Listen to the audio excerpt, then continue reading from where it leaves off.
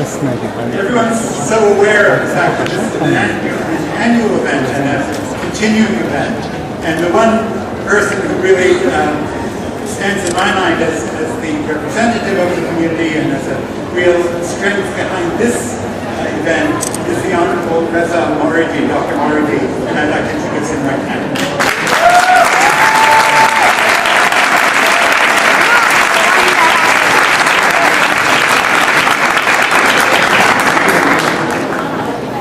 Thank you very much, Dan, for that kind introduction.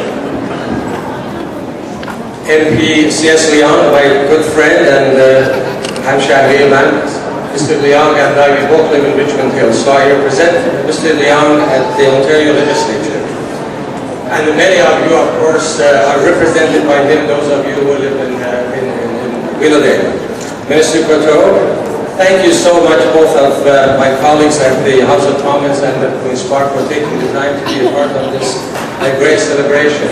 Mr. Leong started by saying a word, Durud or Salam in Farsi, so I'm going to return this in Chinese, and that will be Mandarin.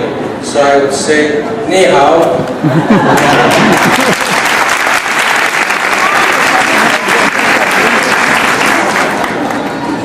It's a great pleasure, ladies and gentlemen, to be here this morning with my colleagues, Mr. Coteau, Minister Coteau, and also MP C.S. Leong. I want to thank, first of all, Dan Rahimi and the Royal Ontario Museum for providing this wonderful venue for the Iranian Heritage Month, or Heritage Day. We should make it Iranian Heritage Year, actually. But anyway, we started with a day, and it will continue to the next stage, Heritage Month, and hopefully the year.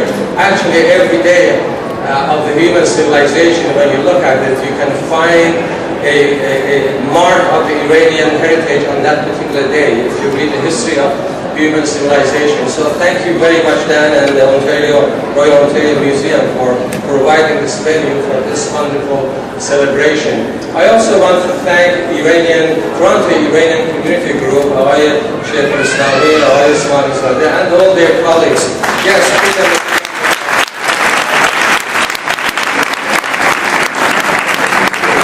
for organizing this annual event. You know, it's not easy to organize this kind of event. It takes a lot of energy, a lot of time, and a lot of imagination, and also efforts to put this together in such an event. So thank you so much for doing that.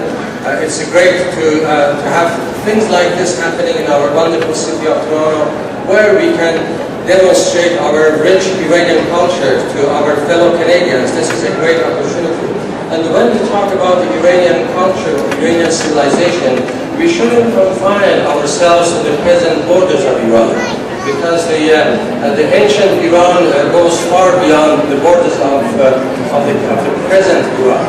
So when we talk about people like, for example, Al-Biruni, who was considered to be the father of mathematics, he was actually born in the city of Samarkand, which is the capital or one of the cities of Uzbekistan today. Or when we talk about Al-Razi, who was the father of chemistry or alchemia, is of course, he comes from Ray, which is the city of Tehran and the capital city of present Iran. Or when we talk about the father of medicine, Ibn Sina, or Abyssina as he's known in the world, he comes from the city of Balkh, which is in Afghanistan today. Or, you know, Rumi, for example, Maulana Jalaladdin Rumi, or Jalaladdin Balkhi, he comes from the city of Balkh, which is in Afghanistan. So there are, when we talk about Iranian civilization, we shouldn't be confined the present borders of Iran. You know, one of the nicest things is that this kind of events is basically bringing to the world, particularly to our fellow Canadians in the GTA area, the Iranians celebration, not only celebration, but bringing to their attention the contributions of the Iranians to the world civilization. Today, as we all know, Iranians are not very well represented in the world by the Iranian government, by the Iranian regime. So it is for us to bring to the attention of the world the true nature of the Iranians and the true nature of our contribution to the world. Before coming to today to this event, I was in Germany by the invitation of German government for a 3-day visit. So yesterday morning, I was visiting the Science Museum at Munich. So I was asked to be taking me to an area where the energy development, they showed me the energy development, and Germany is very famous for wind energy. So they took me to that section, and as I was looking at the development of wind turbine and wind energy, guess where this is started? It started in Iran in the 10th century. So that is the contribution that Iranians in general have made to the human civilization. So again, thank you so much. We are so proud to be coming from the Iranian culture, Iranian background, and we are all, of course, human beings, and we have contributed to the human civilization, and we have impacted by human civilization from the other countries. I mean, Dan was kind enough to show one of the galleries upstairs where we saw the Iranian porcelains, or China, as it is Chini. China is porcelain, everywhere it's called China, but the name of the country is on that pottery called China, or what we call it Chini. And this has been impacted by the Chinese civilization, or our miniature, Naqashi miniature, also came originally from China. So we have imported lots of cultural things from China. But in the meantime, we have also exported something to China CS.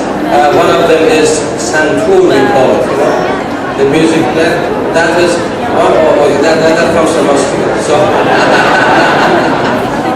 So the cultural interaction between China and Iran has been, over the centuries, has been great, and it will both ways.